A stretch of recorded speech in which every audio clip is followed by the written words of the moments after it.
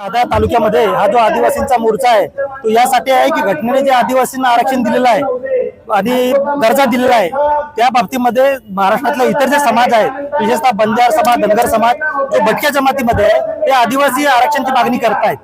त्या अनुषंगाने आदिवासींचा हा आक्रोश आहे। आदिवासींचं असं म्हणणं आहे की हे आरक्षण आमचं घटनात्मक आहे आणि याच्यामध्ये कोणत्याही इतर जातीचा समावेश करू नये। ज्या अर्थी डॉक्टर बाबासाहेब आंबेडकर 1950 ला जी घटना आलेली त्याच्यामध्ये जे आदिवासी जमाती नमूद केले आहेत तीच फायनल यादी, अंतिम यादी आहे। त्यानंतरचं कोणी इथं महाराष्ट्रात प्रवेश केलेला नाही आणि भविष्यामध्ये पण करू देणार नाही हा आदिवासींच्या ठिकाणचा निर्धार आहे। यासाठी हा मोर्चा आहे। बंजारा समाज आणि धनगर समाजाच्या माध्यमातून गेल्या अनेक वर्षापासून त्या ठिकाणी आदिवासींमध्ये आरक्षणाची मागणी होतोय। त्याला वारंवार पद्माकर दादा असतील, केसी पाडवी साहेब असतील, सुहाग नाईक असतील, इतर सर्व आदिवासी संघटना आणि सर्वच आदिवासींचे जे काही नेते आहे, आमदार आहे, खासदार आहे, यांनी वारंवार ती बाजू सुप्रीम कोर्टापर्यंत मांडली आणि सुप्रीम कोर्टाने ते ग्राह्य देखील धरलेलं आहे।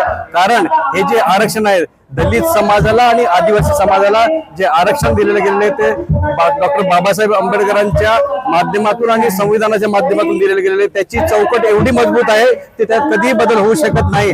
तरी देखील वारंवार त्या ठिकाणी आदिवासी समाजामध्ये घुसखोर असतील किंवा मग बोगस आदिवासी त्या ठिकाणी प्रवेश करतायत, असं आता अतिरेक झालेला आहे त्याचा। म्हणून संपूर्ण आदिवासी समाजामध्ये त्या ठिकाणी असंतोष निर्माण झालेला आहे, आक्रोश निर्माण झालेला आहे। त्या निमित्तानं आज जे काही मराठा समाजाच्या निमित्ताने जे काही शासनाने त्या ठिकाणी हैदराबाद गॅझेटच्या माध्यमातून मराठा समाजाला आरक्षण देण्याची त्या ठिकाणी भूमिका घेतलेली, त्याच्यामध्ये स्पष्टपणे महाराष्ट्राचे मुख्यमंत्री आदरणीय फडणवीस साहेब आणि जी कमिटी आहे त्याचे अध्यक्ष आदरणीय विखे पाटील साहेब यांनी स्पष्ट केलेलं आहे की ह्या गॅझेटचा आणि कुठल्याही आरक्षणाचा म्हणजे आदिवासी दलित सोडा पण कुठल्याही आरक्षणामध्ये शिरकाव होणार याचा काही संबंध नाही। हे वेगळं त्या ठिकाणी कोणाच्या आरक्षणाला त्या ठिकाणी बाधा न होता आहे आरक्षण ते देण्याचा प्रयत्न करत आहे। म्हणून तरी देखील त्या ठिकाणी अशी मागणी होते आदिवासी समाजामध्ये त्या ठिकाणी घुसखोरीची। म्हणून हा आक्रोश मोर्चा आज शहादा तालुक्यामध्ये सर्वच पक्षाच्या वतीने ठिकाणी काढण्यात आलेला आहे। मात्र संविधानाने आदिवासी आणि दलित समाजाला राज्य घटना तयार होतानाच आरक्षण दिलेलं आहे। त्या टायमाला देखील त्याने केंद्र सरकारच्या सूचीमध्ये नाही